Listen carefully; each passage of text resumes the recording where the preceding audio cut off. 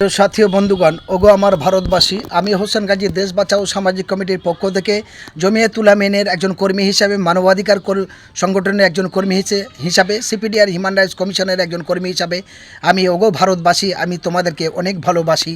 তাই ভারতবর্ষের মানচিত্র রক্ষার স্বার্থে, ভারতবর্ষের সংবিধানকে রক্ষা করার স্বার্থে, ভারতবর্ষের গণতন্ত্র রক্ষার স্বার্থে, ভারতবর্ষের মিলননীতি রক্ষার স্বার্থে আমি ভারতবাসীর কাছে আবেদন করব, বাংলাদেশের থেকে আমাদের শিক্ষা নিতে হবে। বাংলাদেশের নূতন করে স্বাধীনতা সংগ্রামী কীভাবে করতে হয় স্বাধীন করে তারা দেখিয়ে দিয়েছে।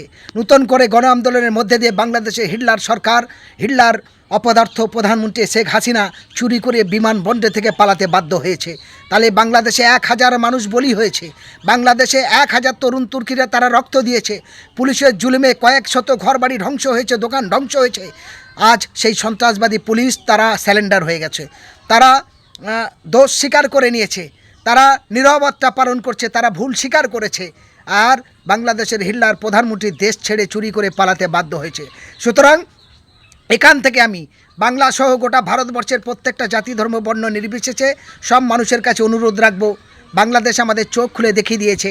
এই ভারতবর্ষে অতীতে ইতিহাস আছে যে ইংরেজদের তাড়ানোর জন্য লাখো লাখো মানুষের রক্ত এবং জীবন গিয়েছে, লাখো লাখো মানুষের বলিদান হয়েছে, লাখো লাখো মা বোনেদের চুরি শাঁখা সিঁদুর মুছেছে, তবে 1947 সালে দেশ স্বাধীন হয়েছিল। তাই ভারতবর্ষে নূতন করে গণতন্ত্রকে রক্ষার স্বার্থে, ভারতবর্ষের সংবিধান বাঁচানোর জন্য একদিকে সাম্প্রদায়িক নরেন্দ্র মোদী, আর একদিকে স্বজন পচনকারী, অত্যাচারী এবং গণতন্ত্রকে হত্যাকারী মমতা ব্যানার্জির সরকারকে যদি আমরা সরাতে পারি, তাহলে ভারতবর্ষের ঐতিহ্য রক্ষা হবে, ভারতবর্ষের গণতন্ত্র রক্ষা হবে, ভারতবর্ষের সংবিধান রক্ষা হবে। আজকে পুলিশ এবং গুন্ডা এবং রাজনৈতিক হিংসায় প্রতিনিয়ত খুন হচ্ছে, প্রতিনিয়ত তারা জিনিসপত্রের দাম লাফিয়ে বাড়ছে। রাজনৈতিক ক্যান্সার কী রোগ, তার থেকে ভয়ঙ্কর রোগ হলো হিংসা, আর এই হিংসার বিষ ছড়াচ্ছে ভারতবর্ষের নরেন্দ্র মোদী এবং মমতা ব্যানার্জি। এই দুজনার দ্বারা আমরা দেখেছি নিত্য প্রয়োজনীয় জিনিসের দাম বাড়ছে, হাহা করে বেকার সংখ্যা বাড়ছে, আর তাদের নেতাদের কোটিপতি হচ্ছে। প্রত্যেকটা এমএলএ এমপির জন্য পেছনে প্রায় শত শত তাদের নিরাপত্তার ব্যবস্থা হচ্ছে, আর তাদের বাড়িতে টাকার বস্তা বস্তা টাকা পাওয়া যাচ্ছে, আর গরিব মানুষ, সাধারণ মানুষ কষ্ট করে পড়াশোনা শিখে শিক্ষিত ছেলে মেয়েরা বেকার হয়ে থাকছে। আর নেতাদের নিরাপত্তার জন্য গাড়ি বাড়ি অনেক কিছু হচ্ছে। আমি এই জায়গা দাঁড়িয়ে গোটা ভারতবাসীর কাছে অনুরোধ রাখবো, এই রাজনৈতিক নেতারা অর্থ ক্ষমতার গদির লোভের জন্যে মানুষের কুকুরের মতো মনে করছে। সেই জায়গা দাঁড়িয়ে আনিস খান থেকে শুরু করে আর আবু সিদ্দিক থেকে শুরু করে এরম হাজার হাজার দলিত, আদিবাসী এবং হিন্দু মুসলমানের ছেলেমেয়েরা প্রতিনিয়ত জীবন যাচ্ছে। তাই আগামী 7 তারিখে যারা আনিস খান সহ এবং আবু সিদ্দিকের ন্যায় ইনসাফের ডাক দিয়েছে, রাজনীতির সাথে তাদের সম্পর্ক নেই, আমি এখন আইএসএফ করি না, তারপরেও বলবো বিজেপি এবং তৃণমূলের বিরুদ্ধে যতগুলো রাজনৈতিক দল আছে, যতগুলি সামাজিক সংগঠন, গণসংগঠন আছে, যতগুলো বুদ্ধিজীবী সংগঠন আছে, প্রত্যেকের কাছে করজোড়ে আবেদন করব, আপনি আপনার বিবেককে প্রশ্ন করুন। বাংলাদেশের তরুণ তুর্কি ছাত্রছাত্রীরা, যুবক যুবতীরা আমাদের চোখ খুলে দেখিয়ে দিয়েছে কিভাবে গণ আন্দোলন করে গণতন্ত্র ফেরাতে হয়। বাংলাদেশের তরুণ তুর্কিরা 1000 মানুষের রক্ত দিয়ে তবে আমাদের সমাজকে শিখিয়ে দিয়েছে কিভাবে হিটলার এবং সন্ত্রাসবাদী ক্ষমতাসীন সরকারকে দেশ ছাড়া পালাতে বাধ্য করে।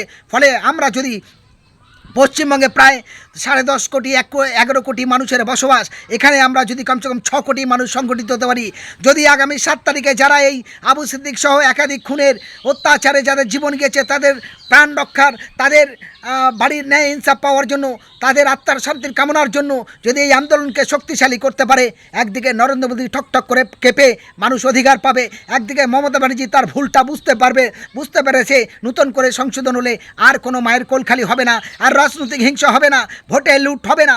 যদি বাংলার গণতন্ত্রকে রক্ষা করতে হয়, গোটা দেশের রক্ষা করতে হয়, হিন্দু মুসলমান দলিত আদিবাসী সকলে একই ট্রেনে একই বাসে যাই, একই স্কুলে একই দোকানে আমরা কেনাকাটি করি, আমাদের সেই ঐতিহ্য যদি রক্ষা করতে হয়, এই রাজনৈতিক হিংসা বন্ধ করার জন্য, এই আরএসএসের হিংসা বন্ধ করার জন্য, এই আরএসএসের পরিচালিত তৃণমূল এবং বিজেপিকে রুখে নূতন বিকল্প গণতন্ত্রকে রক্ষার জন্য 7 তারিখের এই গণমিছিল, গণ আন্দোলনে সকলের উপস্থিত হওয়া দরকার বলে আমি মনে করছি।